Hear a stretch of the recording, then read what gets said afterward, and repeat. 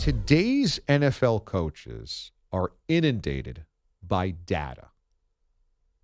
And they have watched so much film and crunched so much data and boiled so much energy into the numbers and the scheme that I think in game, it's really hard for them to get off of what they've drilled into their mind and that offense all week, all month, all season. So much of today's NFL passing is about timing and specific space. You know, if you go back in NFL history, go back to the 60s or the 70s, and you go and watch how deep plays happened, how big passing plays happened, it is by and large a quarterback dropping back to pass, chucking a football up, and that wide receiver making a play on the ball. We just celebrated the anniversary of Lynn Swann's levitating leap, one of the great catches in NFL history, where it's basically a jump ball downfield in the Super Bowl. There's great coverage on it. Swann and the defender are in the air diving for it. Swann pops it up in the air and falls on his back and catches it as he's on the ground. It's an amazing catch.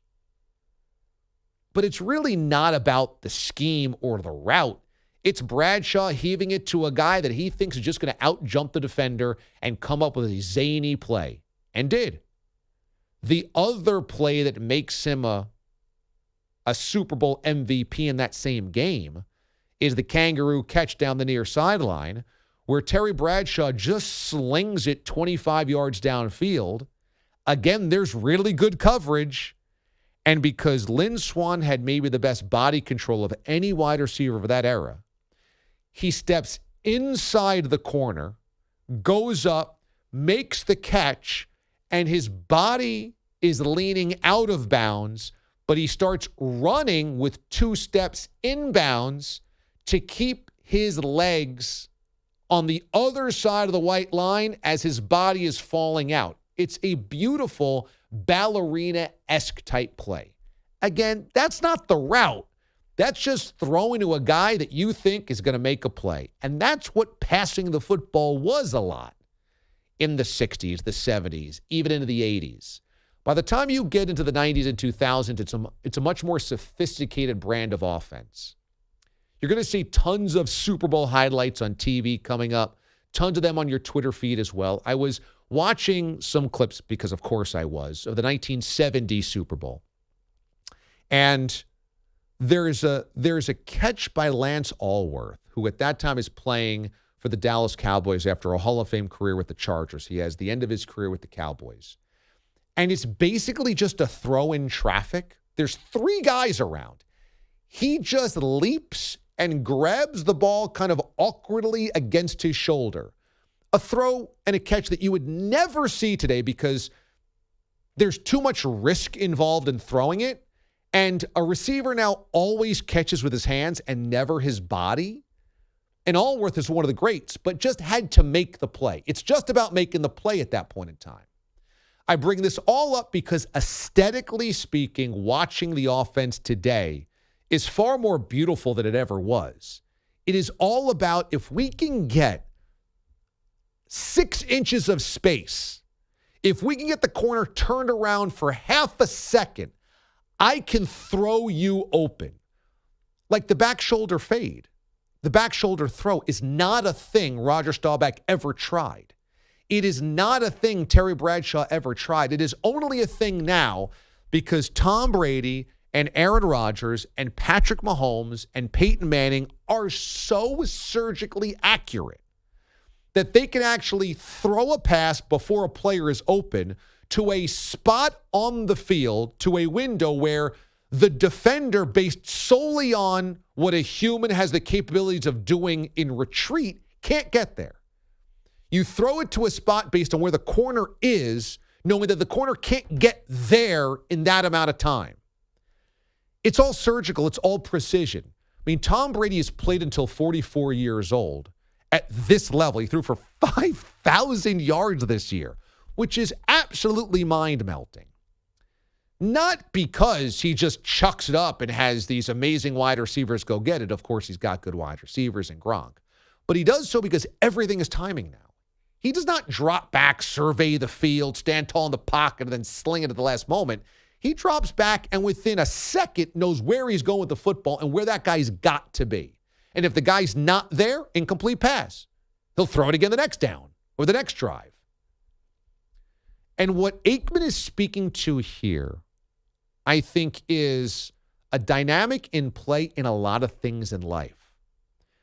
We have become so entranced by the screen, by the information, by the instantaneous data delivery, that the feel of things is starting to go away. Very few people just have a feel anymore because we're constantly on our phone. We're constantly looking for the answer, and we know the answer is available within seconds of your touch. I think about kids right now with video games. If you put me next to probably a 7-year-old who's played enough Madden, forget it. That kid's going to blow me out of the water. I grew up playing video games, Tecmo Bowl, Madden 94, NHL 95, you name them. Through the 80s and 90s, I played all of the video games. But the sophistication of those video games, nowhere close to what they are now.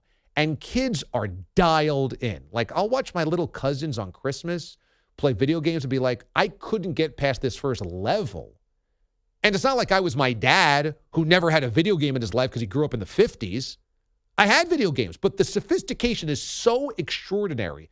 I could never, ever, ever top what a even somewhat experienced 7-year-old or 8-year-old could do. But at 8 years old, I'm guessing my feel on a schoolyard, my feel going out and just playing with my friends, my feel of what's going to happen next, anticipation, problem solving, social dealings is far superior because I wasn't locked into the data. I wasn't locked into the sophistication of the buttons and the timing and the electronics. And so the same thing, it's like, and I think the next generation of kids is wonderful. And I'm not one of these people that say sky is falling, the generation sucks, and we're all doomed. I believe they're wonderful in their own ways. But I work with a lot of young people, especially college kids, and problem solving, to me, is at a low point because the computer has given us the problem solving. And so now in real time, when a computer can't help you, your phone can't help you, you dealing with the problem, you haven't developed that skill. And I say this because I think coaches, these young offensive wizards, have the same issue. This is the way the scheme works. It's got to work this way because we've practiced it this way and we've drilled it this way, and the computer says it'll work and the film says it'll work, and this is how it works. And when you suddenly go, well, we got to alter this in game, it's really hard for these guys. And when you just look at the, quote, scheme and say, well, we think this guy's going to be open on this route tree in this down and distance in this situation. In reality, CeeDee Lamb's just open and he's just beating his man and you're unable to make that adjustment. Kellen Moore failed because Kellen Moore needs to identify, or Mike McCarthy, but Kellen Moore's the young offensive wizard here. Middle of the game, we must adjust. And as Aikman said, you just got to throw it to your guy and assume he makes the play because you win that matchup 8 out of 10 times. And the Cowboys just didn't adjust. They just didn't. And there's no other explanation besides we thought it was going to go this way, it had to go this way, and that was the way we were going to play it no matter what. there is just something to on-the-fly problem solving that sometimes I think that these guys who script out all their plays, I mean, think about that concept. I'm certainly not going to crap all over that concept because Bill Walsh did it, and Bill Walsh is the offensive mastermind of all time that everybody will be trying to chase down forever. But the idea that you can script how a game is going to go kind of tells you all you need to do. And now every single young offensive guy scripts a million plays. And if this is it, then we do this.